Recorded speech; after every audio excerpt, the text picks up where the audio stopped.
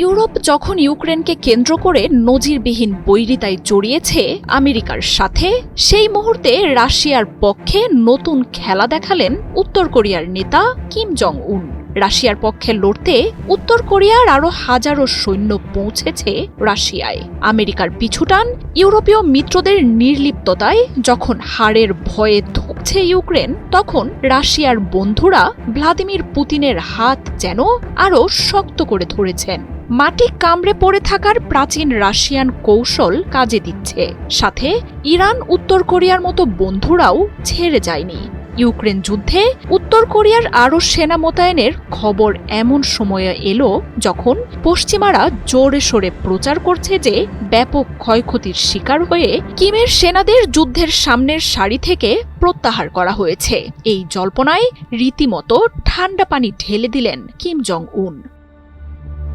ক্যামেরায় wow, style দেখাও, Xenon X21 পারলে ঠেকাও।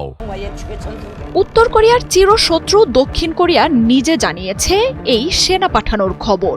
ফেব্রুয়ারির প্রথম সপ্তাহে উত্তর কোরিয়ার সেনাদের রাশিয়ার কুরস্ক অঞ্চলে আবারও মোতায়েন করা হয়। এর আগে সেখান থেকে সাময়িকভাবে সৈন্য প্রত্যাহার করা হয়েছিল বলে জানানো হয়। 7 ফেব্রুয়ারি এক ভাষণে ইউক্রেনের প্রেসিডেন্ট ভলোদিমির জেলেনস্কি কুরস্ক অঞ্চলে ইউক্রেনের তরফ থেকে নতুন আক্রমণের কথা নিশ্চিত করেন। জানান, সেখানে রুশ সেনাদের পাশাপাশি উত্তর কোরিয়ার সেনারাও লড়াই করছিল।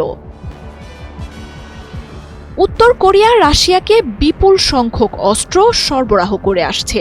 যুক্তরাষ্ট্র, দক্ষিণ কোরিয়া ও ইউক্রেনের গোয়েন্দা কর্মকর্তাদের তথ্য অনুযায়ী গত হেমন্তে তারা 10,000 থেকে 12,000 সেনা পাঠিয়েছিল রাশিয়ায়। তবে উত্তর কোরিয়া কখনোই রাশিয়ার সেনা পাঠানোর ব্যাপারে আনুষ্ঠানিকভাবে কিছু জানায়নি। এ সংক্রান্ত সব তথ্য পশ্চিমা গণমাধ্যমের দ্বারাই জানতে পারে বাকি বিশ্ব। রাশিয়াও এই ব্যাপারে বিশেষ কোনো তথ্য সাধারণত প্রকাশ করে না। তবে দক্ষিণ কোরিয়ার হিসেবে কিম জং উনের দেশ রাশিয়ায় প্রায় 11,000 সেনা মোতায়েন করেছে। ইউক্রেনে যুদ্ধবিরতি কার্যকরের আলোচনা এখন জোরে সোরে চলছে। এই মুহূর্তে উত্তর কোরিয়ার সেনা নতুন করে রাশিয়ায় আসা অন্য ইঙ্গিতই দিচ্ছে। বিশ্লেষকরা বলছেন, যুদ্ধবিরতি কার্যকর হলেও ভ্লাদিমির পুতিন যে পিছু হটবেন না, এই সিদ্ধান্ত তারই ইঙ্গিত দিচ্ছে। এরই মধ্যে যেসব অঞ্চলগুলো দখল হয়েছে তা যে পুতিন ছাড়বেন না তা নিয়েও শতভাগ নিশ্চিত বিশ্লেষকরা। ডোনবাসের অঞ্চলগুলো রাশিয়া আর কখনো ফেরত দেবে না ইউক্রেনকে। উত্তর কোরিয়ার বাড়তি সেনা পুতিনের এই দুর্বিনীত প্রতিজ্ঞাকে আরও শক্ত করে তুলবে। মার্জিয়া উপমা, ৭১।